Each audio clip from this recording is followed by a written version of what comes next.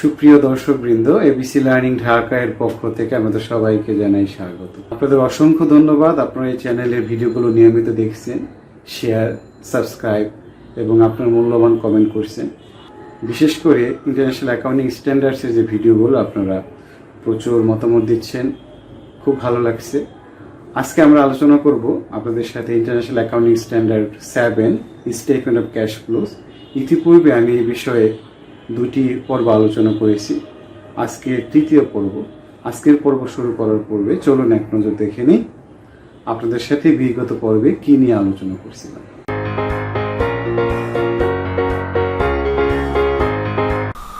সুপ্রিয় দর্শকবৃন্দ, আমরা ক্যাশ ফ্লো স্টেটমেন্টের প্রথম পর্বে দেখেছিলাম বেসিক কিছু আলোচনা। সেখানে ছিল ক্যাশ ফ্লো স্টেটমেন্ট কি, কেন স্টেটমেন্ট আমরা তৈরি করব। এরপর আমরা দেখেছিলাম কি কি সোর্স থেকে আমাদের ক্যাশ ফ্লো হয়: operating activities, investing activities, financing activities.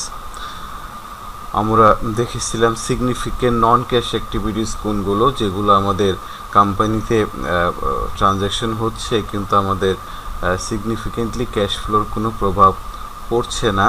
Basis of accounting, one is accrual basis of accounting, আরেকটি হলো ক্যাশ বেসিস অফ অ্যাকাউন্টিং। যে কেন ইনকাম স্টেটমেন্ট ক্যাশ বেসিস এবং অ্যাক্রুয়াল বেসিসে পার্থক্য হয়, যেটি ক্যাশ ফ্লো স্টেটমেন্টের সাথে রিলেটেড। আমরা পার্ট 2-তে দেখেছিলাম how to reconcile net income under cash basis of accounting and accrual basis of accounting, অর্থাৎ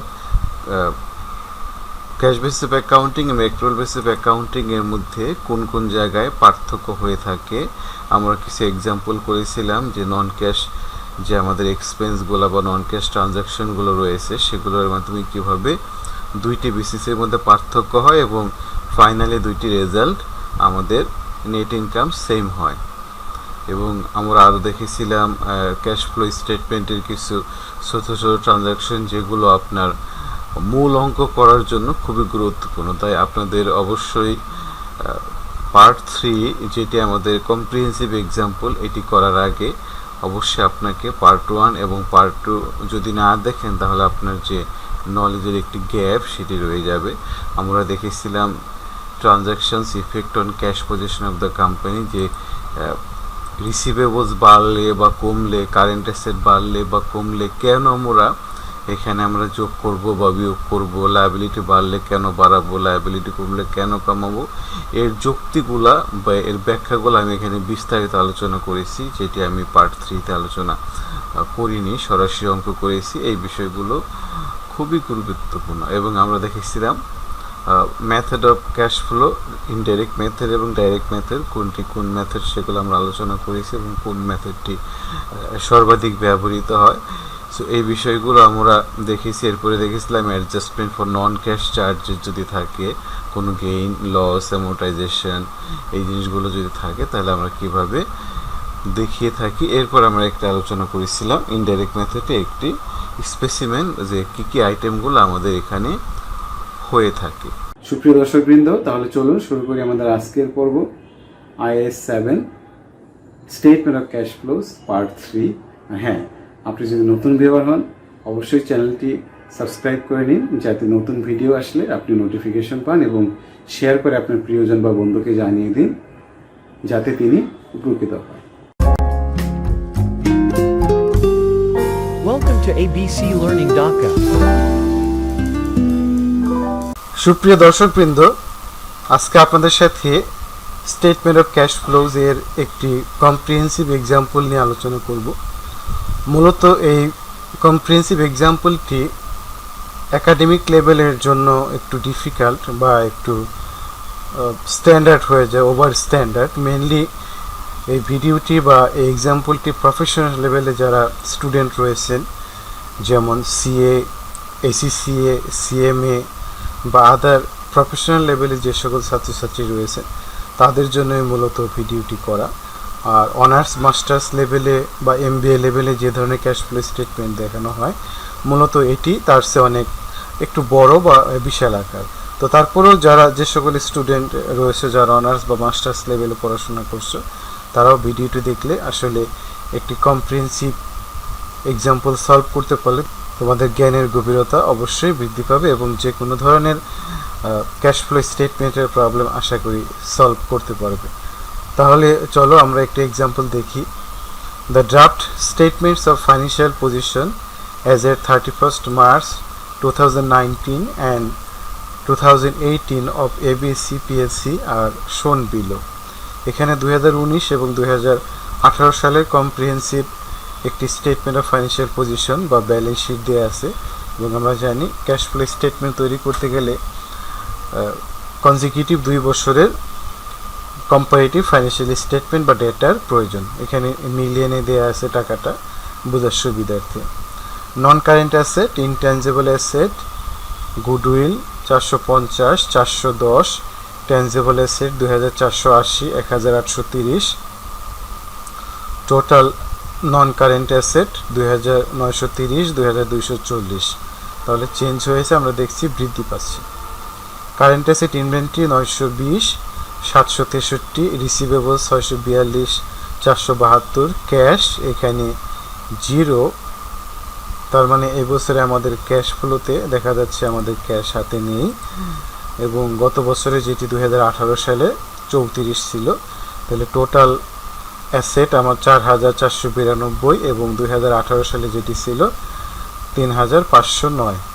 শেয়ার ক্যাপিটাল অ্যান্ড রিজার্ভ, সেখানে রয়েছে ordinary share 500, 400, written earnings 1871, 1732।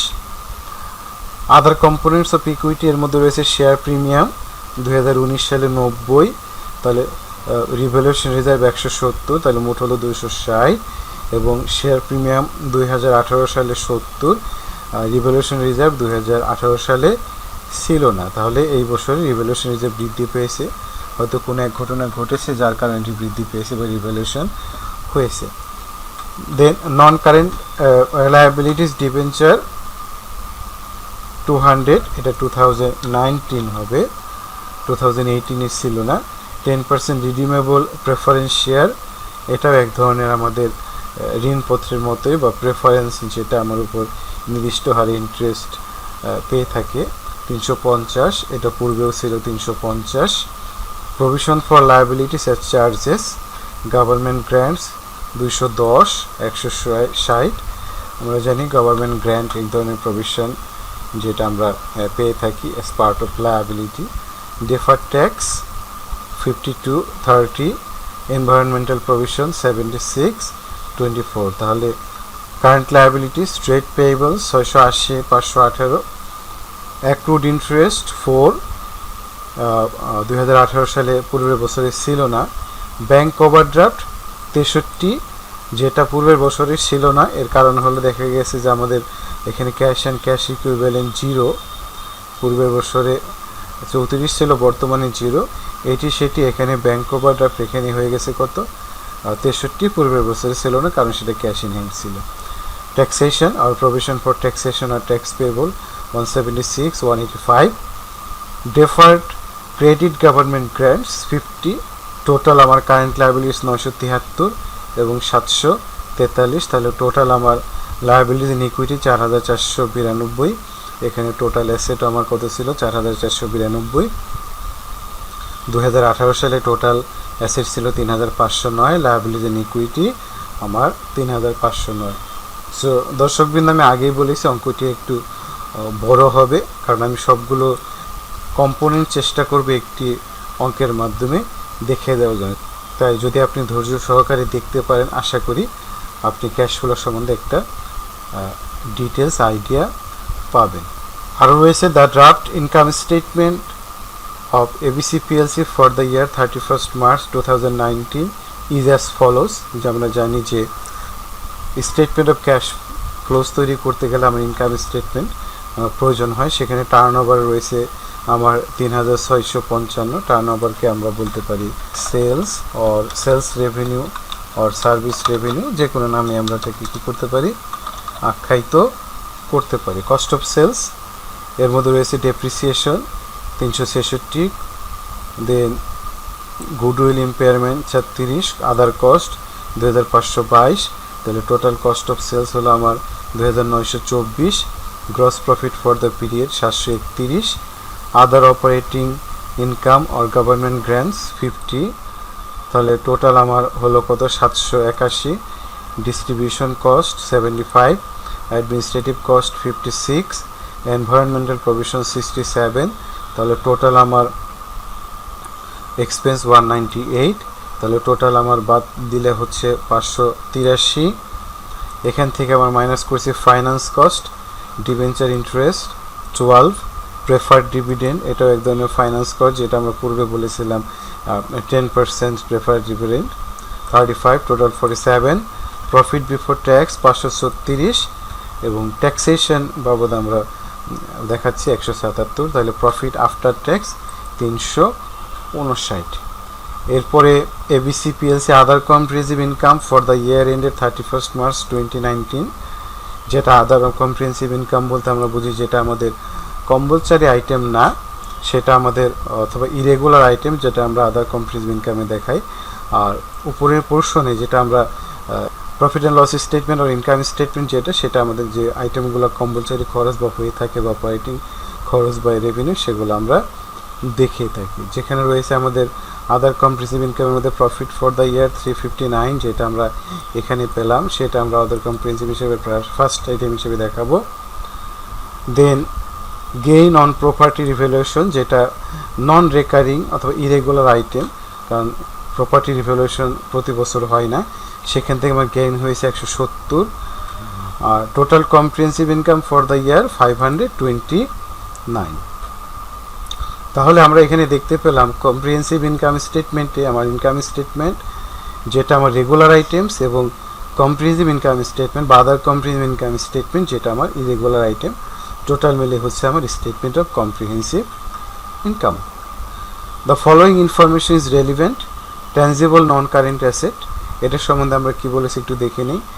This includes land which was revalued giving a surplus of 170 million during the year, যেটা আমরা এখানে পেলাম revaluation surplus বা revaluation reserve, যেটা আমাদের গেইন অথবা আদার কম্প্রিহেন্সিভ ইনকামের একটি অংশ।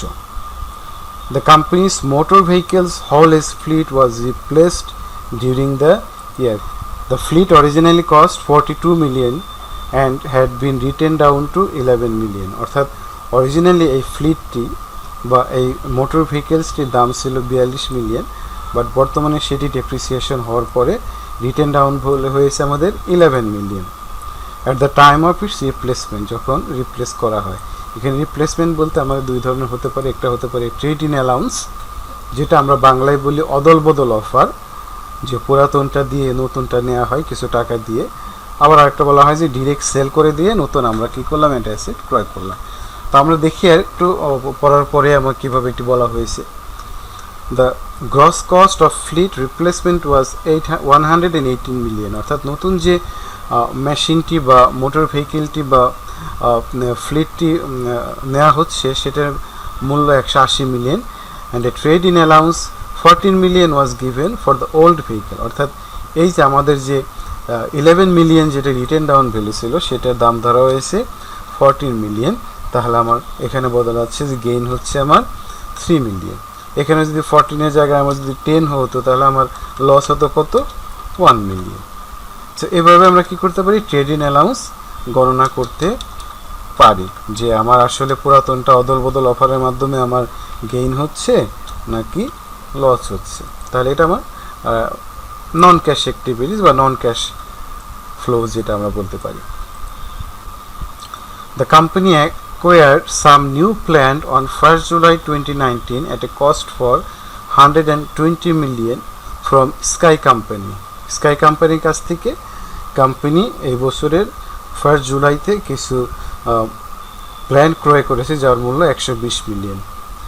An arrangement was made on the same day for the liability for the plant to be settled by ABC PLC issuing at par an 8% debenture dated 2019 to Sky Company. এখানে বলা হয়েছে যে company যে নতুন প্ল্যানগুলো acquire করেছে সেটা তারা কি করেছে ডিবেঞ্চার ইস্যু করেছে। আমরা জানি ডিবেঞ্চার ইস্যু করে বা শেয়ার ইস্যু করে বা জমি ট্রান্সফার করে বা অদল বদল করে এভাবে যদি কোনো অ্যাসেট ক্রয় করা হয় সেটাকে বলা হয় সিগনিফিক্যান্ট নন ক্যাশ অ্যাক্টিভিটিস, অর্থাৎ company paying nothing but issuing some debentures এবং সেটার উপর একটা ইন্টারেস্ট দেওয়া হবে, তাহলে এটা নন ক্যাশ অ্যাক্টিভিটিস। যেটা আমরা 8% ডিবেঞ্চার যদি আমরা 2019-এর ব্যালেন্স শিটে দেখি তাহলে আমরা এখানে দেখে থাকবো, আছে কিনা আমরা একটু দেখে নিই। 8% ডিবেঞ্চার 200 মিলিয়ন, অর্থাৎ বাকিটুকু কীভাবে হয়েছে সেটা আমরা এখন দেখব। The value by which the debenture exceed the liability for the plant was received from Sky Company in cash, অর্থাৎ আমরা এই 8% ডিবেঞ্চার 120 মিলিয়ন বাদ দিয়ে যে পরিমাণ এক্সেস আমরা রিসিভ করছি সেটা আমরা স্কাই কোম্পানির নিকট থেকে ক্যাশ রিসিভ করা হচ্ছে ডিবেঞ্চার ইস্যুর করে। আরেকটি পয়েন্ট রয়েছে environmental provision. The provision represents an estimate of the cost of environmental improvements relating to the companies mining activities, এবং আমরা জানি যে মাইনিং অ্যাক্টিভিটিস বা হ্যাজার্ডাস অ্যাক্টিভিটিস যেগুলা এনভায়রনমেন্টের জন্য ক্ষতিকর হয়ে থাকে বা that are the threats for the environment and for the sustainable development, সেই সকল প্রতিষ্ঠানের জন্য অবশ্যই এনভায়রনমেন্টাল প্রভিশন রাখতে হয় যাতে ভবিষ্যতে এনভায়রনমেন্টের জন্য কোনো ক্ষতিগ্রস্ত হয়, দুর্ঘটনা ঘটে সেই বিষয়ে যাতে ক্ষতিপূরণ দেওয়া যায়, এই জন্য কোম্পানি কী করতে হয়, এনভায়রনমেন্টাল প্রভিশন রাখতে হয়। এই বিষয়ে আমাদের পরবর্তীতে বিভিন্ন বিষয়ে যদি আলোচনা হয় বা প্রয়োজন হয় আমি বিস্তারিত আলোচনা করব যে এইসব বিষয়ে কীভাবে প্রভিশন কাজ করা হয়।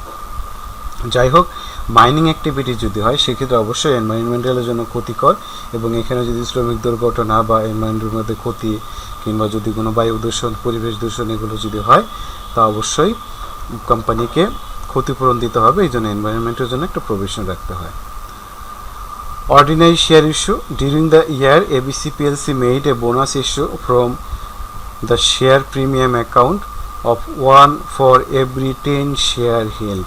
অর্থাৎ এই বছরে এবিসি কোম্পানি 10টি শেয়ারের জন্য একটি বোনাস শেয়ার ইস্যু করেছে, এবং সেটি করেছে কোথা থেকে, শেয়ার প্রিমিয়াম থেকে। এবং আমরা জানি শেয়ার প্রিমিয়ামের টাকা কেবল বোনাস শেয়ার ইস্যুর ক্ষেত্রে বা অন্যান্য যেগুলো রেগুলেটরি কাজ রয়েছে সেগুলিকে আমরা কি ব্যবহার করতে পারি। Letter ABC PLC made a further share issue for a cash, বাকিটুকু শেয়ার ইস্যু করে টাকা গ্রহণ করেছে। এ ডিভিডেন্ড অফ 220 মিলিয়ন টাকা ওয়াজ পেইড ডিউরিং দ্য ইয়ার, এই বছরে কোম্পানি ডিভিডেন্ড পরিশোধ করেছে 220 মিলিয়ন। এরপর প্রেফারেন্স ডিভিডেন্ড সম্বন্ধে বলা হয়েছে, a full preference dividend was paid during the year. আমরা জানি প্রেফারেন্স ডিভিডেন্ডকে আমরা ঋণপত্রের সাথে গণনা করতে পারি, কারণ প্রেফারেন্স ডিভিডেন্ড এবং অর্ডিনারি ডিভিডেন্ডের পার্থক্য হলো প্রেফারেন্স ডিভিডেন্ডকে একটা নির্দিষ্ট পরিমাণ টাকা আগেই তাকে দিয়ে দিতে হবে, সেখানে প্রফিট হোক বা না হোক, which are very much similar to debenture. এরপরে যদি কোনো টাকা এক্সট্রা থাকে সেটা অর্ডিনারি ডিভিডেন্ড হিসেবে পরিশোধ করা হয়। সেক্ষেত্রে অর্ডিনারি ডিভিডেন্ড হোল্ডাররা বেশিও পেতে পারে, কমও পেতে পারে, আবার নাও পেতে পারে। Required prepare I statement of cash flows for the ABC PLC for the year to 31st March 2019 in accordance with IAS 7 statement of cash flows. Mainly আমরা এখানে ইনডাইরেক্ট মেথড আমরা আলোচনা করব, কারণ IAS 7 mostly follows indirect method. So সুপ্রিয় দর্শকবৃন্দ, আসলে অঙ্কটি অনেক বড়, সেজন্য আমি আপনাদের রিকোয়েস্ট করব যদি আপনি ধৈর্য ধরে দেখার সময় অবশ্যই দেখবেন, প্রয়োজনে ভাগ করে দেখবেন। আশা করি আপনার ভিডিওটি দেখলে অবশ্যই উপকৃত হবেন। তাহলে চলুন আমরা এটি আস্তে আস্তে এটি কিভাবে আমরা সলভ করব সেই বিষয়টি দেখে নিই। সুপ্রিয় দর্শকবৃন্দ, তাহলে চলুন দেখি আমরা সলিউশনটি পর্যায়ক্রমে করার চেষ্টা করি। প্রথমেই আমি একটি এক্সেল শিট তৈরি করে রেখেছি আপনাদের সুবিধার্থে, যাতে আমি আইটেমগুলো সহজেই বসিয়ে দিতে পারি। আমরা এখানে স্টেটমেন্ট অফ ক্যাশ ফ্লোসের একটি ফরম্যাট দেওয়া আছে, ABC PLC statement of cash flows for the period ended 31st March 2019, particulars টাকা। আমরা শুরু করব cash flow from operating activities. আমরা ইন দ্য মিন টাইম আমরা প্রিভিয়াস ভিডিওগুলোতে দেখেছি আমাদের sources of cash and uses of cash. There are 3 types of sources and 3 types of uses. One is cash flow from operating activities, cash flow from investing activities, and cash flow from financing activities.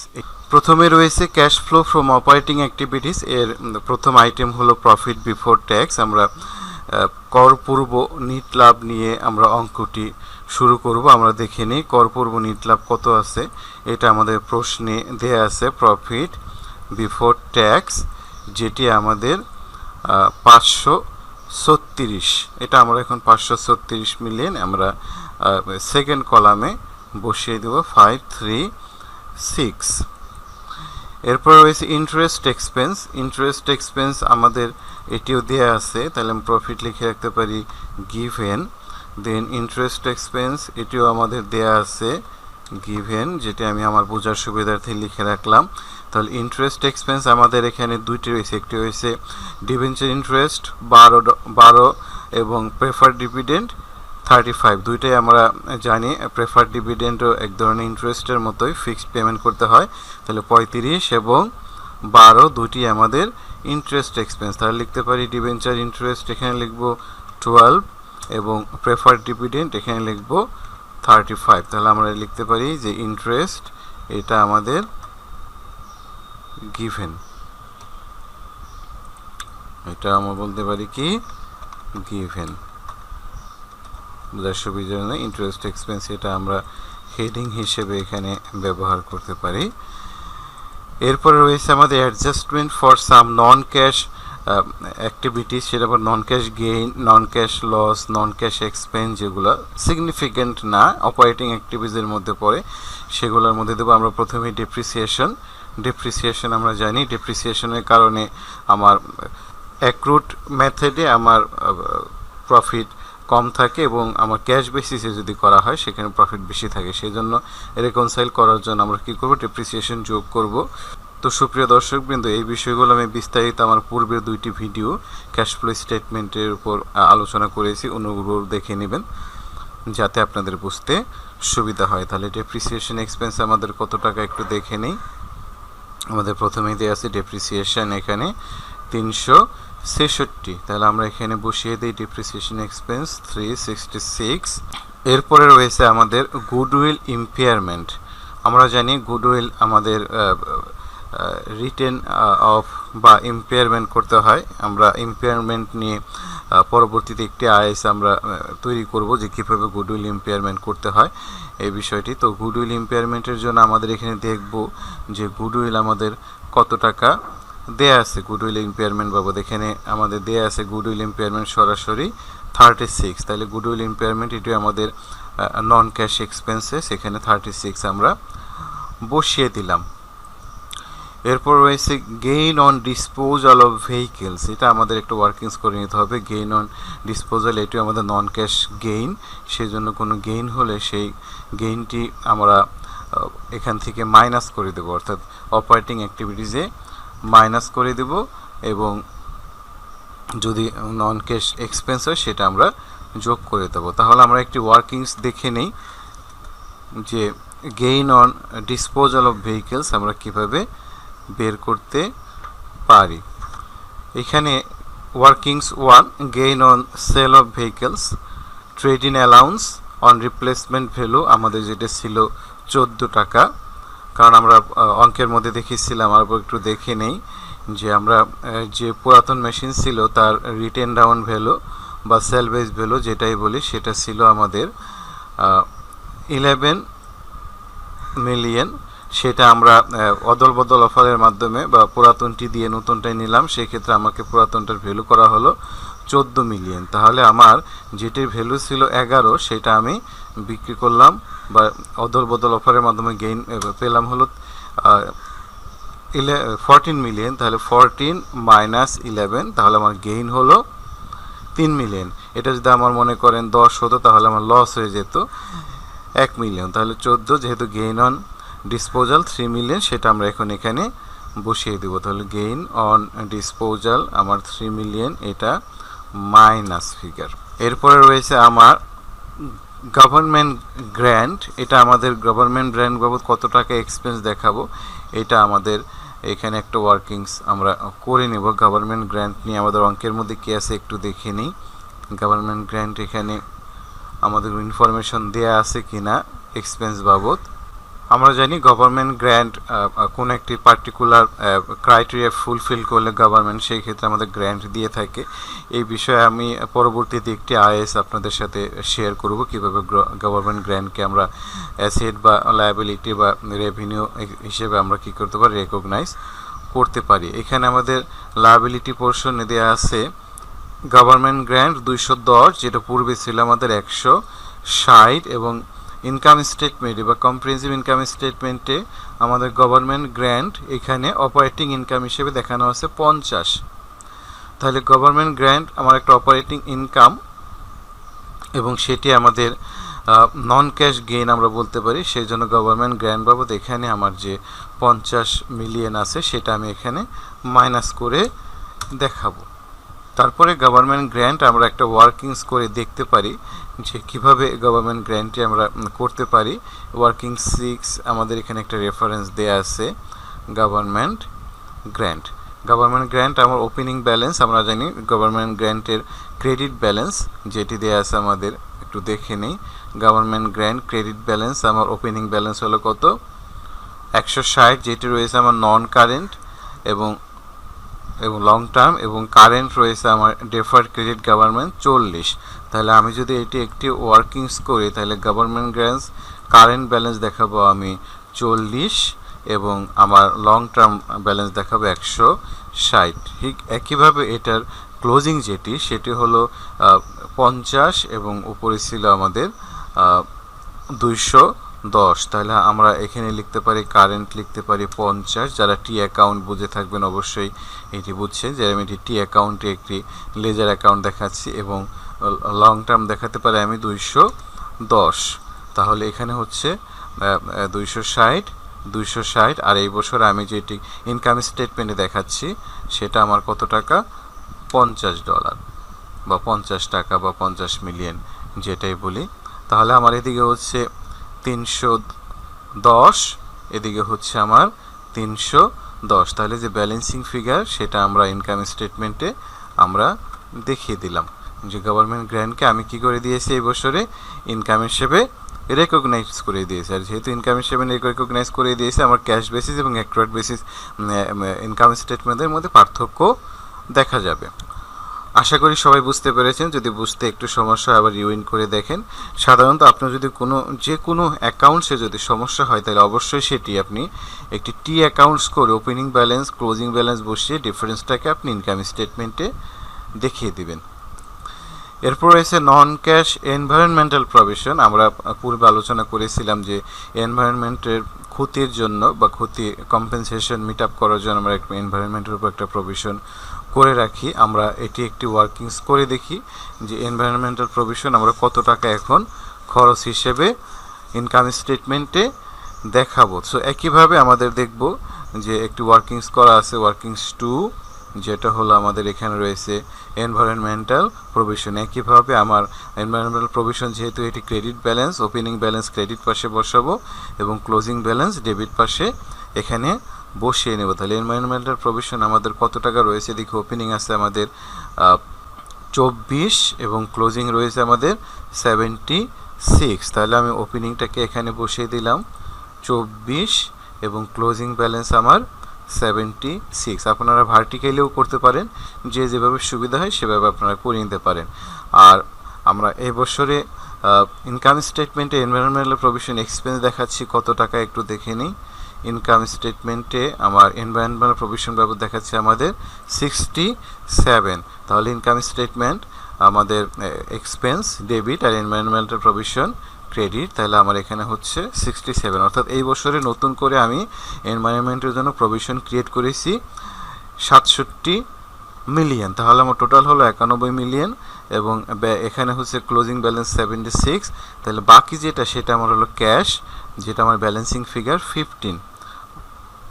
পার্থক্য হলে আমার হচ্ছে 15, তাহলে যোগ করলে হচ্ছে আমার 15 plus 76 তাহলে হচ্ছে 91। অর্থাৎ আমি এই বছর ক্যাশ বাবদ এনভায়রনমেন্টের জন্য আমি খরচ করেছি কত, 15। বাকিটি আমি ইনকাম স্টেটমেন্টের সাথে অ্যাডজাস্ট করেছি। তাহলে আমি এখন অঙ্কের মধ্যে এনভায়রনমেন্টাল প্রভিশন যখন করব তখন আমি দেখাবো এখানে কত 67 মাইনাস 15 আমরা কোথায় পেলাম, এটা হলো ক্যাশ খরচ হয়েছে আর নন ক্যাশ হলো, তাহলে আমার 67 থেকে 15 অর্থাৎ আমরা যদি করি 67 মাইনাস 15 তাহলে আমার 52 হলো নন ক্যাশ আমার ইনভেন্টেবল প্রভিশন বাবদ এক্সপেন্স। তাহলে আমি এখানে বসিয়ে দেবো কত, যেটা আমরা পেলাম 52, তাহলে আমি এখানে বসিয়ে দিলাম 67 মাইনাস 15 ইকুয়াল 52 আমার এনভায়রনমেন্টাল প্রভিশন। এরপর রয়েছে আমাদের কিছু কারেন্ট অ্যাসেট এবং কারেন্ট লায়াবিলিটিস। আমরা জানি পূর্বের ভিডিওগুলো দেখেছি, যদি কারেন্ট অ্যাসেট বৃদ্ধি পায় তাহলে আমরা কি করব, মাইনাস করব, এবং কারেন্ট অ্যাসেট যদি কমে যায় তাহলে প্লাস করব। এবং কেন প্লাস করব সেগুলো আমরা পূর্বের ভিডিওতে বিস্তারিত আলোচনা করেছি, আমি এখন আর ডিটেল যাচ্ছি না। একইভাবে কারেন্ট লায়াবিলিটিস বৃদ্ধি পেলে আমরা প্লাস করব, কারেন্ট লায়াবিলিটিস কমে গেলে আমরা সেটাকে মাইনাস করব। আমরা ইনভেন্টরি দেখি, এটা আমরা ব্যালেন্স শিটে পাবো। ইনভেন্টরি আমাদের রয়েছে কারেন্ট অ্যাসেটের মধ্যে, আমাদের রয়েছে ইনভেন্টরি ছিল 763, বর্তমানে হয়েছে 920, তাহলে ইনভেন্টরি আমাদের বৃদ্ধি পেয়েছে। তাহলে বৃদ্ধি পেলে আমরা ইনভেন্টরি এখন কি করব, মাইনাস করে দেব। তাহলে ইনভেন্টরি আমার ইনক্রিজ ইন ইনভেন্টরি 920 মাইনাস 763, এটা দেয়া আছে, তাহলে পার্থক্য হচ্ছে আমার 157। এরপরে ইনক্রিজ ইন রিসিভেবলস দেখে নিই, আমার রিসিভেবলসের কী অবস্থা। রিসিভেবলস ছিল আমার 2018 সালে 472, আমার 2019 সালে হলো 642, এটাও বৃদ্ধি পেয়েছে। বৃদ্ধি পেলে আমরা কি করব, মাইনাস করে দেবো। তাহলে এখানে ইনক্রিজ ইন রিসিভেবল 642 মাইনাস 472, আমি কিছু ক্যালকুলেশন করে রেখেছি, আপনারা অনুগ্রহপূর্বক একটু দেখে নেবেন যাতে আমার ক্যালকুলেশনে হয়তো ভুল থাকতে পারে, যদি থাকে আমি ক্ষমা সুন্দর চোখে দেখবেন। আমরা জানি ট্রেড পেয়েবলস বৃদ্ধি পেলে আমরা কি করব, যোগ করব। তাহলে 680 মাইনাস 518 করলে আমাদের হচ্ছে, আমাদের 680 মাইনাস 518 সেটা পার্থক্য হচ্ছে 162। 680 মাইনাস 518 162। এরপরে আমাদের ক্যাশ ফ্লো ফ্রম অপারেটিং অ্যাক্টিভিটিসে আর কোনো আইটেম এখানে নাই, তাহলে এগুলো সবগুলো যদি আমি যোগ বিয়োগ করি তাহলে আমরা পাবো 12 থেকে যদি আমরা সবগুলো যোগ বিয়োগ করি তাহলে এখানে আমার ফলাফলটি আসছে 283। এখন 283 যদি আমি এখানে মাইনাস করি তাহলে দেখা যাবে, যোগ করি 536 প্লাস 283 তাহলে হচ্ছে আমার 819। তাহলে আমার প্রফিট বিফোর ট্যাক্স ছিল 536 আর এর সাথে 283 প্লাস ফিগার সেটি যোগ করে আমরা একটা ফিগার পেলাম 819। এখন এইখান থেকে আমরা প্রথমে ইন্টারেস্ট এক্সপেন্স যোগ করে দিয়েছি, এখন অ্যাকচুয়ালি দেখব ইন্টারেস্ট কতটুকু পে করা হয়েছে, ইন্টারেস্ট এবং ট্যাক্স যতটুকু পে করা হয়েছে সেই পরিমাণ আমরা এখন এখান থেকে কি করে দেব, মাইনাস করে দিলেই cash net cash provided by operating activities আমরা পেয়ে যাব। তো ইন্টারেস্ট পেইড, এটার জন্য আমরা একটি ওয়ার্কিংস করে রেখেছি, ওয়ার্কিংসটা আমরা দেখি। ইন্টারেস্ট পেমেন্টের জন্য বা ইন্টারেস্ট পেয়েবল আমরা কিভাবে ক্যালকুলেশন করতে পারি, ঠিক একইভাবে আপনারা যারা টি অ্যাকাউন্টে ওয়ার্কিংসগুলো করবেন করতে সুবিধা হবে।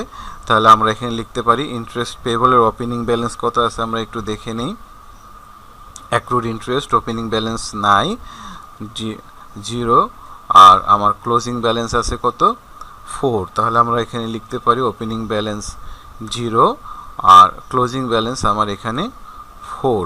এবছর ইনকাম স্টেটমেন্টে আমি ইন্টারেস্ট এক্সপেন্স কত টাকা দেখিয়েছি সেটা আমি একটু দেখে নিই। ইন্টারেস্ট ইনকাম স্টেটমেন্টে আমার ডিবেঞ্চার ইন্টারেস্ট, এখানে ইন্টারেস্ট এক্সপেন্স দেওয়া আছে আমার 12। তাহলে আমরা এখানে বসিয়ে দিলাম ইনকাম স্টেটমেন্টে আমার ডিবেঞ্চার ইন্টারেস্ট 12, তাহলে আমার হচ্ছে এখানে 12 আর আমার ক্লোজিং ব্যালেন্স আছে 4। তাহলে আমি ক্যাশ পেমেন্ট করছি কত, 8, যেটা আমার ব্যালেন্সিং ফিগার হিসেবে আমি দেখাতে পারি, যেটা আমার ক্যাশ পেমেন্ট হয়েছে। সেই ক্যাশ পেমেন্টটা আমি কি করব, এখানে ইন্টারেস্ট পেইড নাম্বার এখান থেকে আমি মাইনাস করে দেব, -8, অর্থাৎ 8 মিলিয়ন আমি কি করেছি, আমি এখানে হবে এটা 8 মিলিয়ন আমি এখানে ক্যাশ পেমেন্ট করেছি। ঠিক একইভাবে ট্যাক্স পেইড আমরা ওয়ার্কিংস করতে পারি। তাহলে এটা যদি আমি কি একটু জার্নাল করে দেখাই তাহলে আমার জার্নালটা কি হবে, interest expense debit, interest payable credit, এখানে 12 এবং ইন্টারেস্ট পেয়েবল আমার 12 এবং আমি ইন্টারেস্ট পেবল যখন পে করে দিচ্ছি ইন্টারেস্ট পেবল হয়ে যাচ্ছে ডেবিট 8 এবং ক্যাশ কমে যাচ্ছে আমার 8। তাহলে আমি এভাবে ওয়ার্কিংসটি করতে পারি। আমি যদি অল্টারনেটিভ আপনারা যারা ভার্টিক্যালি করবেন, যদি টি অ্যাকাউন্ট বুঝতে সমস্যা হয়, যারা ভার্টিক্যালি করতে পারেন সেক্ষেত্রে আপনি ইন্টারেস্ট পেবল ওপেনিং ব্যালেন্স নেবেন, সেটা আমাদের 0, অ্যাড নিউ ইন্টারেস্ট এই বছরে আমার হলো কত 12, আর ক্লোজিং ব্যালেন্স আছে আমার কত 4। তাহলে ক্যাশ পেইড ফর ইন্টারেস্ট আমার তাহলে কত হচ্ছে, ক্যাশ পেইড ফর এনভায়রনমেন্ট, এটি পূর্বে আমাদের এনভায়রনমেন্টের ফরম্যাট করা ছিল, ক্যাশ পেইড ফর ইন্টারেস্ট যেটা আমার করছে কত আমি বলতে পারি 8। তাহলে আমার ক্লোজিং ব্যালেন্স 4 মিলে যাবে। আমরা দুটিভাবেই করতে পারি, যারা টিসকের মাধ্যমে বুঝতে পারেন টিসক করেও করতে পারেন, এবং যারা ভার্টিক্যালি করবেন ওপেনিং ব্যালেন্স ক্লোজিং ব্যালেন্স দিয়ে মাঝখানে ক্যালকুলেশনটি আপনারা ইজিলি করে ফেলতে পারবেন।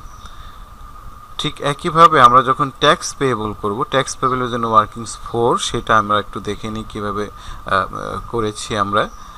এখানে দেওয়া আছে ট্যাক্স পেয়েবল, ঠিক একইভাবে ওপেনিং ব্যালেন্স থাকবে আমার লায়াবিলিটির, ক্লোজিং ব্যালেন্স থাকবে লায়াবিলিটির। আমরা ট্যাক্স পেয়েবলের ব্যালেন্সটি দেখে নেই কত টাকা ছিল। ট্যাক্সেশন আমার ব্যালেন্স শিটে যাব, আমার ওপেনিং ছিল 185 এবং ক্লোজিং ছিল 176, এবং আমি ইনকাম স্টেটমেন্টে ট্যাক্স পেমেন্ট দেখিয়েছি কত 177। তাহলে আমি সহজেই এটি আমি টিসকের মাধ্যমে করতে পারি অথবা আমি ভার্টিক্যালিও করতে পারি।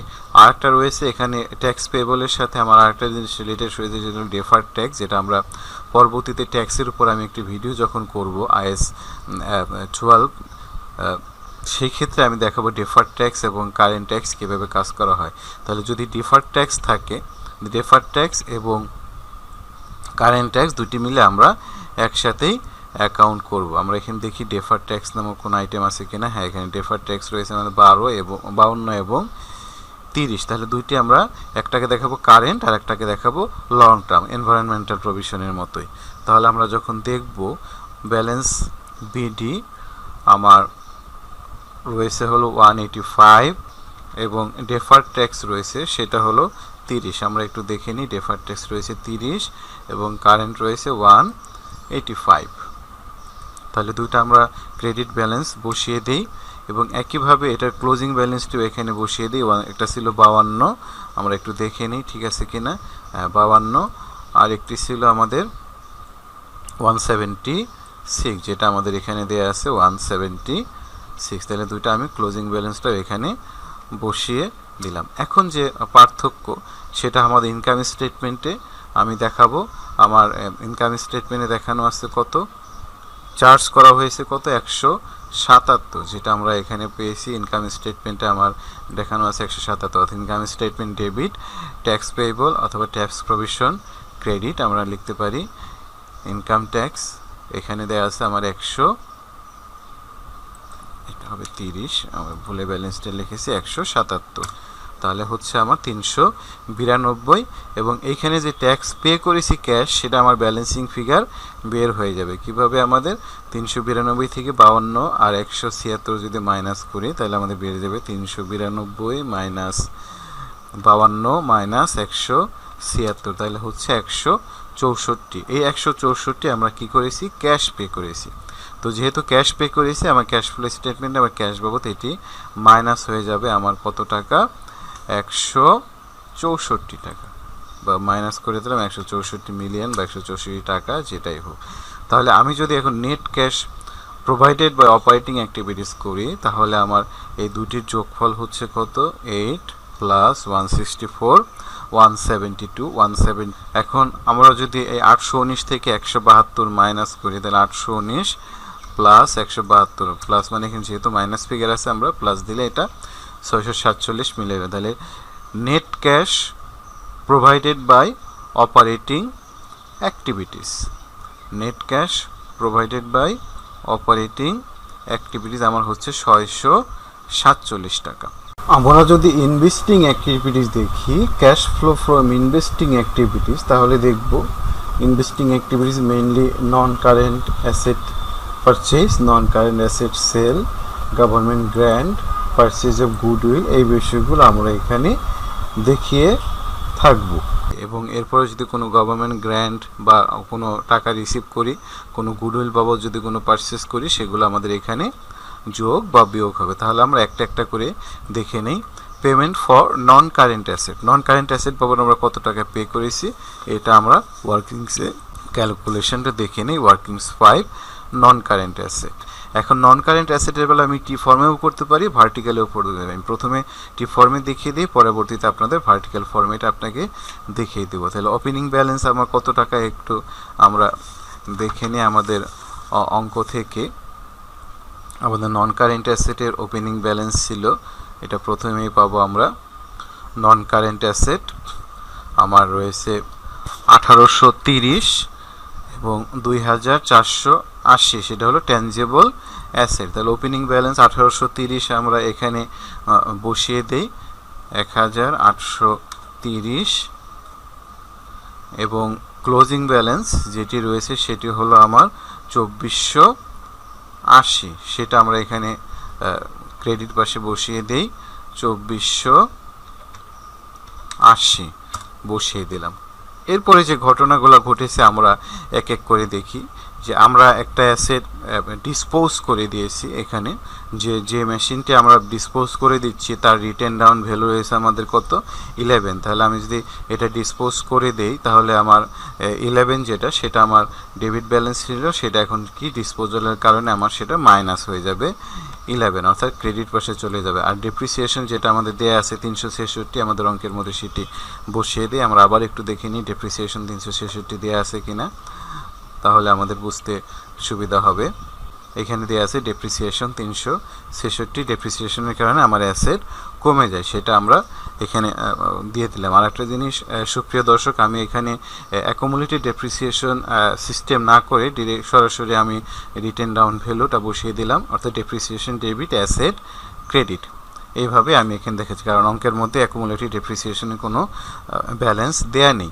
তাহলে আমার যে 11 মিলিয়ন বুক ভ্যালু ছিল সেটা আমি এখানে ডিসপোজ করে দেওয়ার কারণে কমে যাবে।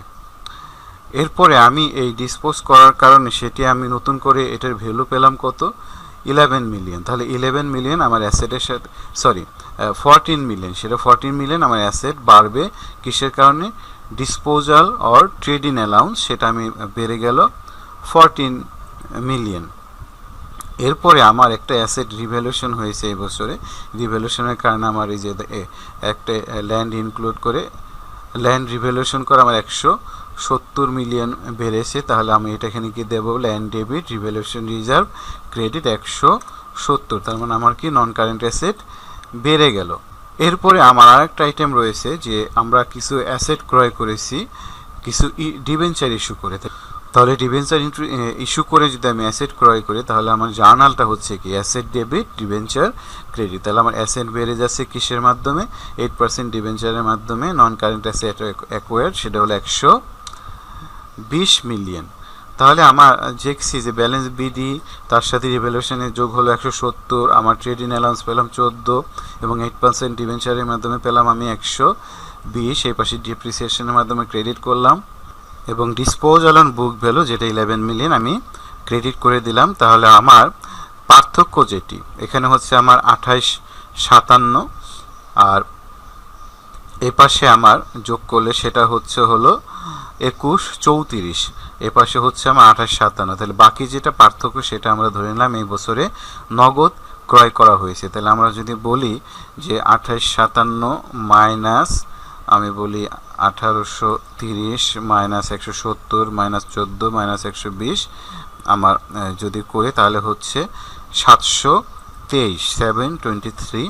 এই 723 আমি এই বছরে কি করেছি, আমি ক্যাশ দিয়ে ক্রয় করেছি। এখন এই সবগুলো ঘটনা যদি আমি জার্নাল করে দেখাই তাহলে আপনাদের বুঝতে সুবিধা হবে। প্রথমে যদি আমি বলি যে ডেপ্রিসিয়েশন হচ্ছে না, depreciation debit non current asset credit, তাহলে আমরা দেখতে পাই depreciation debit non current asset credit সেটি হলো আমার 366, এরপরে আমার যে ট্রেড ইন অ্যালাউন্স বা ডিসপোজাল হলো সেটা কত আমার 11, সেটার পরবর্তী আমি নন কারেন্ট অ্যাসেট রিভ্যালুয়েশন দেখাই। নন current asset debit, revaluation, reserve, credit, সেটা ছিল আমার কত 170। এটা আমরা যদি করি তাহলে এখানে নন current asset debit, revaluation, credit 170। আপনারা যারা অ্যাডভান্স লেভেলে আছেন অবশ্যই জানাগুলো পারেন, তারপর আমি দেখিয়ে দিচ্ছি। এরপরে disposal on non current asset debit, যেটা আমার কত হচ্ছে আমার 11। ডিসপোজাল করার কারণে আমার আর নন কারেন্ট অ্যাসেট ক্রেডিট হয়ে যাচ্ছে আমার 11, যেটা হচ্ছে কোনটা, এইটা ডিসপোজাল ও নন কারেন্ট অ্যাসেট আমার ডেবিট এবং নন কারেন্ট অ্যাসেট হয়ে যাচ্ছে ক্রেডিট। এরপরে আমি নন কারেন্ট অ্যাসেট আমি ট্রেড ইন অ্যালাউন্স পেলাম হলো ডিসপোজালের মাধ্যমে 14, যেটা আমার বেড়ে গেল। তাহলে নন current asset debit, disposal, non current asset, trade in allowance, credit আমাদের 14। অর্থাৎ বলতে পারি নন কারেন্ট অ্যাসেট অথবা অ্যাসেট ডেবিট আমার ট্রেড ইন অ্যালাউন্স, ক্রেডিট হলো কত 14। তাহলে প্রত্যেকটা ঘটনা আমরা কি করতে পারি জার্নাল এন্ট্রির মাধ্যমে এখানে দেখিয়ে দিতে পারি। ওপেনিং ব্যালেন্সে তো জার্নাল এন্ট্রি হবে না, আমার ক্লোজিং এন্ট্রির জন্য তো কোনো জার্নাল এন্ট্রি হবে না। তাহলে বাকি রইল কি আমার 8% ডিবেঞ্চার। তাহলে 8% ডিবেঞ্চারের জন্য আমি কি করতে পারি, আমি একটা জার্নাল দিতে পারি কি নন current asset debit 8% debenture credit, সেটা হলো আমার কত টাকা আছে 120। তাহলে আমি লিখতে পারি 120, এখানে লিখতে পারি আমি 120।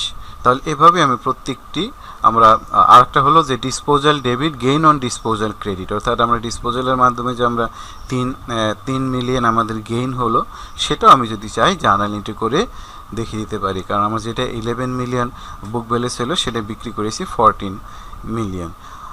অল্টারনেটিভলি যদি আমি এটাকে ভার্টিক্যাল ফরম্যাটে করি তাহলে আমি প্রথমেই ওপেনিং ব্যালেন্স এখানে বসাবো, সেটা কত 1830, এবং নিচে ক্লোজিং ব্যালেন্স বসাবো আমি কত 2480।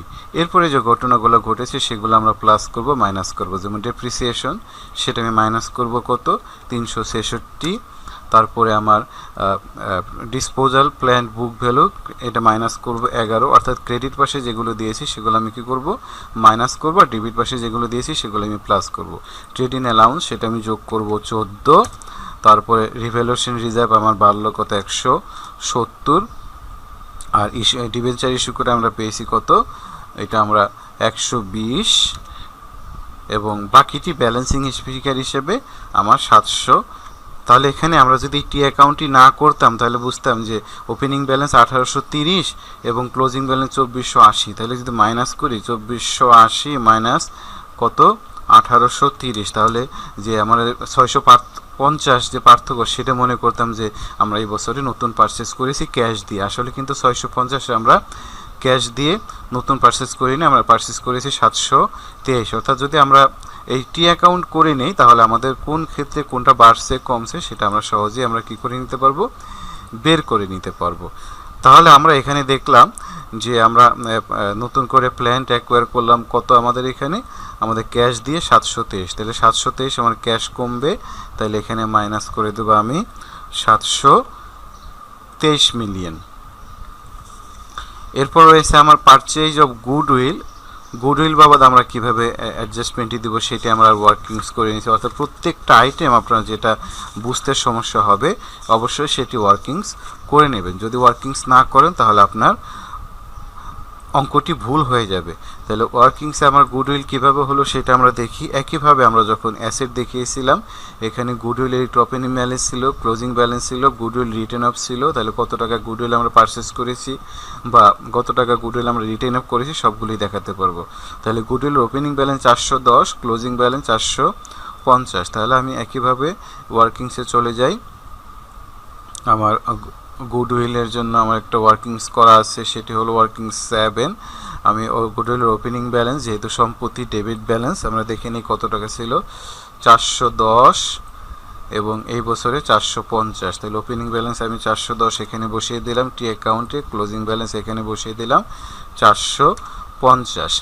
এখন ইনকাম স্টেটমেন্টে দেখব আমরা গুডউইল বাবদ কোনো ইম্পেয়ারমেন্ট দিয়েছি কিনা। আমরা যদি কোনো ইম্পেয়ারমেন্ট থাকে তাহলে গুডউইল কমে যাবে 36। তাহলে আমরা জার্নাল করতে পারি impairment, goodwill impairment debit, goodwill credit. তাহলে গুডউইল ইম্পেয়ারমেন্ট আমরা ক্রেডিট করে দেবো 36। তাহলে আমার যোগফল হচ্ছে 486 আর এখানে হচ্ছে 410। তাহলে পার্থক্য যেটি সেটি আমাদের এই বছরে গুডউইল বাবদ পারচেস করা হয়েছে। তাহলে কীভাবে লিখতে পারি, 486 মাইনাস 410, তাহলে হচ্ছে আমার 76। এই 76 আমি গুডউইল পারচেস বাবদ এই বছরে আমি প্রদান করেছি। তাহলে আমি এখানে দিতে পারি গুডউইল পারচেস 76, এটা আসলে উপরে হবে 723 অ্যাসেটের জন্য, এখানে হবে -76 বসিয়ে দিতে পারে। যে রানা যদি করি আমরা goodwill debit, cash or bank সেটা ক্রেডিট। এরপর রয়েছে আমার গভর্নমেন্ট গ্র্যান্ট রিসিভ করেছি, সেই গভর্নমেন্ট গ্র্যান্ট রিসিভ করলে আমার ক্যাশ টাকা বাড়বে। এটা আমাদের দেখি আমরা কিভাবে দেখাতে পারি। গভর্নমেন্ট গ্র্যান্টের উপরে আমাদের এখানে গভর্নমেন্ট গ্র্যান্ট আমার ওপেনিং ব্যালেন্স 160, ক্রেডিট জের এবং ক্লোজিং ব্যালেন্স 210।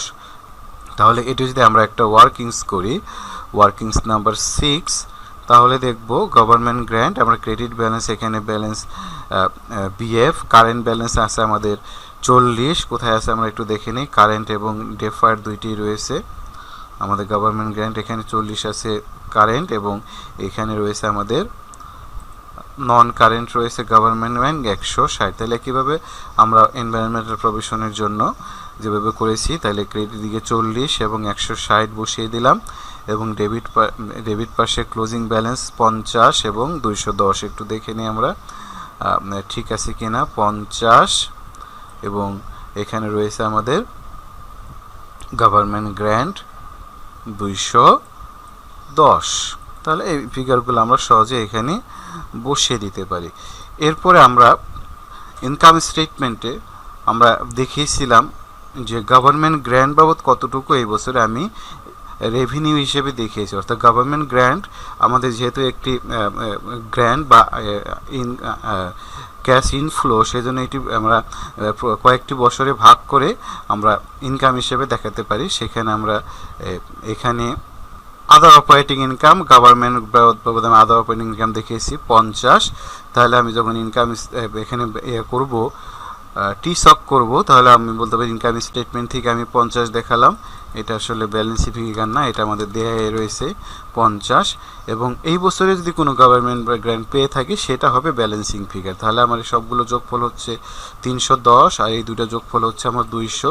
তাহলে আমি এই বছরে গভর্নমেন্ট গ্র্যান্ট বাবদ রিসিভ করেছি আমার 110 মিলিয়ন।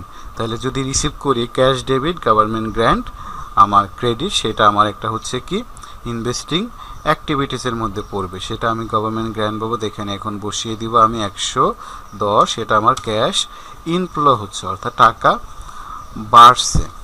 তাহলে আমার নেট ক্যাশ ফ্রম আমার ইনভেস্টিং অ্যাক্টিভিটিস থেকে কত হচ্ছে, আমার এই সবগুলো যোগ বিয়োগ করলে আমার যদি সাম করি তাহলে দেখা যাচ্ছে 689 আমার ক্যাশ ইউজড হচ্ছে। তাহলে লিখতে পারি net cash used from investing activities 689 million. তারপরে আমি দেখাবো cash flow from financing activities. Financing অ্যাক্টিভিটিসের মধ্যে থাকে আমাদের পূর্বে আলোচনা করেছি, যদি কোনো প্রেফারেন্স ডিভিডেন্ড পে করে, যদি কোনো ডিবেঞ্চার ইস্যু করে টাকা বাড়বে, যদি কোনো শেয়ার ইস্যু করে আমার টাকা বাড়বে। ইকুইটি ডিভিডেন্ড পেইড, এটা আমাদের গিভেন অঙ্কের মধ্যে বলা ছিল, আমরা একটু দেখে নিই কোথাও বলা ছিল। লাস্টে এখানে বলা ছিল যে কোম্পানি পেইড ইকুইটি ডিভিডেন্ড, আর dividend of 220 million was paid during the year. যেহেতু বলা আছে আমরা সরাসরি বসিয়ে দিলাম 220 মিলিয়ন। এরপরে প্রেফারেন্স ডিভিডেন্ড, এটাও আমাদের দেয়া ছিল 35, আমরা আবার একটু দেখে নিই, এইখানে আছে প্রেফারেন্স ডিভিডেন্ড পেইড 35, তাহলে এটা আমরা মাইনাস করে দিলাম 35। এরপরে আছে আমাদের কি ইস্যু অফ ডিবেঞ্চার ওয়ার্কিংস 8, আমরা এটা ক্যালকুলেশন করে দেখব যে কত টাকার ক্যাশ ডিবেঞ্চার ইস্যু করা হয়েছে। আমরা দেখেছিলাম পূর্বে আমরা একটি অ্যাসেট ক্রয় করেছিলাম ডিবেঞ্চার ইস্যু করে, সেখানে ছিল নন ক্যাশ, তাহলে এটার কারণে ক্যাশ কতটুকু হচ্ছে সেই কাজটা আমরা করি। তাহলে ডিবেঞ্চারের আমাদের ওপেনিং ব্যালেন্স এবং ক্লোজিং ব্যালেন্স সেটা আমরা বসিয়ে দেই। ওপেনিং ব্যালেন্স 0, তাহলে ওপেনিং ব্যালেন্স যদি 0 হয় তাহলে আমরা এখানে ওপেনিং ব্যালেন্স বসাবো 0 এবং ক্লোজিং ব্যালেন্স রয়েছে আমাদের কত 200 মিলিয়ন। তাহলে ক্লোজিং ব্যালেন্স আমার ক্রেডিট ব্যালেন্স এটাও, তাহলে আমরা এখানে 200 বসালাম। এখন যে ঘটনাটা এই বছরে ঘটেছে সেটি হলো আমরা কিছু অ্যাসেট অ্যাকোয়ার করেছিলাম, যেটা ডিবেঞ্চার ইস্যু করে, যেটা আমরা এখানে যদি একটু দেখি আবার। The company acquired some new plant on 1st July 2019 at a cost of 120 crore from Sky Company. কিভাবে an arrangement was made to on the same day for liability for the plant to be settled by ABC PLC issuing an 8% debenture dated on 2019. তাহলে এখানে আমার 120 million যদি করি, তাহলে 120 million যেটা আমার নন cash আমার অ্যাক্টিভিটিসের মধ্যে পড়ছে, তাহলে আবার হবে কি অ্যাসেট ডেবিট ডিবেঞ্চার হয়ে যাবে আমার ক্রেডিট। তাহলে ক্রেডিট পাশে লিখব নন ক্যাশ এক্সচেঞ্জ অফ প্ল্যান্ট, তাহলে সেটা হচ্ছে আমার 120। তাহলে ডেবিট পাশে হচ্ছে আমার 200, আমার ক্রেডিট পাশে হচ্ছে 120। তাহলে বাকিটা আমরা ধরে নিয়েছি এসে ডিবেঞ্চার এটা আমরা ক্যাশ ইস্যু করেছি, তাহলে ক্যাশ ইস্যু লিখতে পারি আমরা কি ক্যাশ ডিবেঞ্চার, তাহলে ক্যাশ ডেবিট ডিবেঞ্চার ক্রেডিট সেটা আমরা ব্যালেন্সিং ফিগার হিসেবে বসিয়ে দিতে পারি। তাহলে আমার কত হচ্ছে 80, তাহলে আমার হচ্ছে কত 200। তাহলে আমরা জার্নালটা যদি করি তাহলে দিতে পারি কি cash debit non current asset debit আমার ডিবেঞ্চার 8% ডিবেঞ্চার হচ্ছে আমার ক্রেডিট। তাহলে ক্যাশ আমি লিখতে পারি কত 80, আমার নন কারেন্ট অ্যাসেট হচ্ছে 120 এবং ডিবেঞ্চার ক্রেডিট হচ্ছে আমার 200। এইভাবে আমরা কি করতে পারি জার্নাল এন্ট্রি দেখিয়ে দিতে পারি। অল্টারনেটিভলি আপনার ওপেনিং ব্যালেন্স পারচেজ এবার এইভাবে আপনারা দেখাতে পারেন, যে যেভাবে বুঝতে সুবিধা হয়। তাহলে আমাদের ডিবেঞ্চার হয়ে গেল। এখানে আমরা ডিবেঞ্চারে তাহলে ক্যাশ দেখাবো কত 80, আমাদের 80 মিলিয়ন আমরা ডিবেঞ্চার ইস্যু করে ক্যাশ পেলাম। Issuance of ordinary share working 9, এই ওয়ার্কিংসটি খুবই গুরুত্বপূর্ণ এবং এই ওয়ার্কিংসটি শেয়ার প্রিমিয়ামের সাথে সম্পর্কিত। তো ব্যালেন্স শিটে শেয়ার ক্যাপিটাল আমাদের গত বছর ছিল 400 মিলিয়ন, এই বছরে হলো 500 মিলিয়ন। তাহলে যদি আমি চর্মচক্ষে দেখি তাহলে দেখা যাবে যে 100 মিলিয়ন বৃদ্ধি পেয়েছে। তাহলে আমি সরাসরি যদি 100 মিলিয়ন ক্যাশ দিয়ে দিই প্লাস করে দিই তাহলে এটা আমার অঙ্ক ভুল হবে। 100 মিলিয়ন হতে পারে, বেশি হতে পারে, কম হতে পারে, সেটা আমাকে লেজার অ্যাকাউন্ট করার পরে তারপরে বুঝতে হবে আমাকে কীভাবে করব। তাহলে ওপেনিং ব্যালেন্স আমি শেয়ার ক্যাপিটাল এখানে দিলাম 400, ক্লোজিং ব্যালেন্স যেটি আমার ছিল কত 500 সেটি আমি এখানে বসিয়ে দিলাম, টিসক করাটাই আমার জন্য সুবিধাজনক হয়। এরপরে এখানে আমাদের শেয়ার প্রিমিয়ামের আমার ওপেনিং ব্যালেন্সটা বসিয়ে দেই। শেয়ার প্রিমিয়াম কোথায় আছে আমরা এটি দেখে নিই, 70 এবং ক্লোজিং ব্যালেন্স 90। তাহলে এটা আমরা এখানে একই সাথে বলেছিলাম যে দুইটা অ্যাকাউন্ট করব। শেয়ার প্রিমিয়াম এখানে দেখাবো 70 আর ক্লোজিং ব্যালেন্স এখানে দেখাবো 90, যাতে আমার অঙ্কটি করতে সুবিধা হয়। এখন আমি আমার লিটারেচারে চলে যাই। এখানে কি বলা আছে, during the year ABC PLC made a bonus issue from the share premium account of 1 for every 10 shares held। 10টি শেয়ারের বিপরীতে আমি একটি বোনাস শেয়ার ইস্যু করেছি। তাহলে আমার শেয়ার ছিল কতগুলো আমি দেখি, এখানে আমার শেয়ার ছিল 400। তাহলে 400 যদি করি তাহলে আমি বলি 400 ভাগ 10, তাহলে আমি বলতে পারি 40 মিলিয়ন শেয়ার আমি ইস্যু করেছি বোনাস হিসেবে শেয়ার প্রিমিয়াম থেকে। তাহলে আমার এটি জার্নাল করলে জার্নাল হবে share premium debit share capital credit. তাহলে শেয়ার প্রিমিয়াম ডেবিট হয়ে যাবে আমার 40 আর শেয়ার ক্যাপিটাল ক্রেডিট হবে আমার 40। তাহলে শেয়ার প্রিমিয়াম আমি ডেবিট করে দেই, এখানে শেয়ার প্রিমিয়ামের মাধ্যমে 40 আর শেয়ার ক্যাপিটাল আমি ক্রেডিট করে দেব আমরা 40। তাহলে দুইটি আমার জার্নাল লেজার পোস্টিং আমি দিয়ে দিলাম। তাহলে এখানে হলো আমার শেয়ার প্রিমিয়াম 40 এবং এখানে শেয়ার প্রিমিয়াম ডেবিট হলো কত 40। তাহলে এখানে আমরা শেয়ার প্রিমিয়ামে দেখছি আমার ডেবিট পাশে হচ্ছে 40 আর 90, দুটি যোগ করলে 40 প্লাস 90 আমার 130, কিন্তু ক্রেডিট পাশে রয়েছে আমার 70। তাহলে আমাদের এখানে যে পার্থক্যটি সেটি দুটি কারণে হতে পারে। আমি পূর্বে বলছি শেয়ার প্রিমিয়াম ইস্যু করলে আমার শেয়ার প্রিমিয়াম বাড়বে, অথবা যদি আমি নতুন করে কোনো ক্যাশ ইস্যু করি, যদি কোনো শেয়ার ইস্যু করি আমার প্রিমিয়ামে, তাহলে সেক্ষেত্রে আমার প্রিমিয়ামও বাড়বে, শেয়ার ক্যাপিটালও বাড়বে। তাহলে এখানে আমার পার্থক্য হচ্ছে 130 মাইনাস 70, তাহলে হচ্ছে আমার এখানে 60। এই 60 আমার শেয়ার প্রিমিয়াম বেড়েছে। তাহলে কিসের মাধ্যমে? নতুন করে আমি এই বছরে শেয়ার ইস্যু করেছি প্রিমিয়ামে। তাহলে এখানে হচ্ছে আমার 60, তাহলে কত? 130। তাহলে আমি যদি 60 আমি প্রিমিয়ামে ইস্যু করি, তাহলে নিউ ইস্যু হচ্ছে আমার কত? আমি শেয়ার ক্যাপিটালে যদি আমি এখন দেখিয়ে দিই, তাহলে আমার জার্নালটি হচ্ছে আমার শেয়ার প্রিমিয়াম বাড়লো, তাহলে ক্যাশ ডেবিট শেয়ার প্রিমিয়াম আমার বাড়লো কত? 60, এবং শেয়ার ইস্যু করেছি আমি, তাহলে বাকি এখানে ব্যালেন্সিং ফিগার সেটি হচ্ছে কত? আমার 60। তাহলে আমি শেয়ার ইস্যু করে টাকা পেলাম কত? এখানে পেলাম নগদ পেলাম 60, এবং এখানে প্রিমিয়াম বাবদ পেলাম কত? 60। তাহলে আমার এখানে ক্যাশ হচ্ছে 60 প্লাস 60 120। তাহলে আমি এই নতুন করে শেয়ার যেটা ফ্রেশ ইস্যু করেছি সেটা হচ্ছে আমার 120 মিলিয়ন পাওয়া যাচ্ছে। তাহলে জার্নালস হচ্ছে ডেবিট হবে 120 ক্যাশ, ক্রেডিট হবে শেয়ার ক্যাপিটাল 60, এবং ক্রেডিট হবে শেয়ার প্রিমিয়াম 60। তাহলে আমি বলতে পারি যে শেয়ার ইস্যু করে এই বছরে আমি নগদ টাকা পেয়েছি 120। তাহলে আমি এখানে লিখতে পারি ইস্যুয়েন্স অফ অর্ডিনারি শেয়ার 120। তাহলে দেখলেন সুপ্রিয় দর্শক যে শেয়ার প্রিমিয়াম এবং শেয়ার ক্যাপিটাল দুটি কিন্তু ইন্টার রিলেটেড। আপনি যদি শেয়ার প্রিমিয়াম না করে শেয়ার ক্যাপিটাল করেন তাহলে ভুল হবে, ঠিক একইভাবে শেয়ার ক্যাপিটাল না করে শেয়ার প্রিমিয়াম করলে ভুল হবে। সেই জন্য যে ব্যালেন্সিং ফিগারগুলো রয়েছে সেগুলো আপনার এখানে অবশ্যই ক্যালকুলেশন করতে হবে। তাহলে আমি ইস্যুয়েন্স অফ অর্ডিনারি শেয়ার 120, যার মধ্যে প্রিমিয়াম 60 এবং অর্ডিনারি ভ্যালু 60। তাহলে সবগুলো যদি আমি এখানে যোগ বিয়োগ করি, তাহলে সাম করে নিলে আমার এখানে হচ্ছে net cash used in financing activities 55। তাহলে এখানে আমি তিনটি ফিগার পেয়ে গেলাম। একটা পেলাম 647, আরেকটি পেলাম 689, এবং আরেকটি পেলাম 55। Cash flow from operating activities থেকে আমার ছিল 647, net cash used in financing investing activities 689, এবং net cash used in financing activities 55। তাহলে এই তিনটি যদি আমরা যোগ করি তাহলে হবে হলো কি আমরা যোগ করি, এটা প্লাস এটা সবগুলো যোগ করলে আমার হচ্ছে 97 minus, that means decrease in cash and cash equivalence 97 million.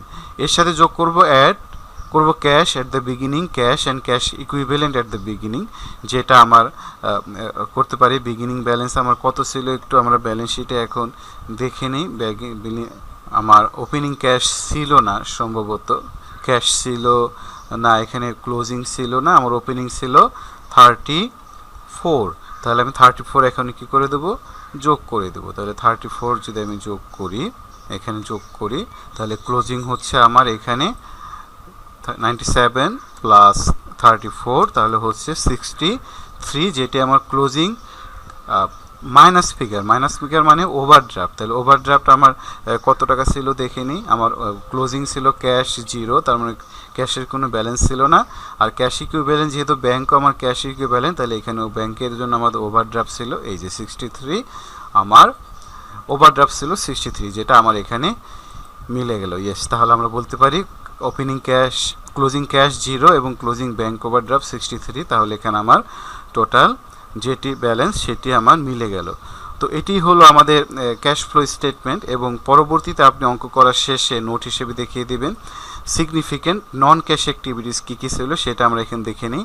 The company acquired non current asset by issuing 8% debenture at a cost of 120 million.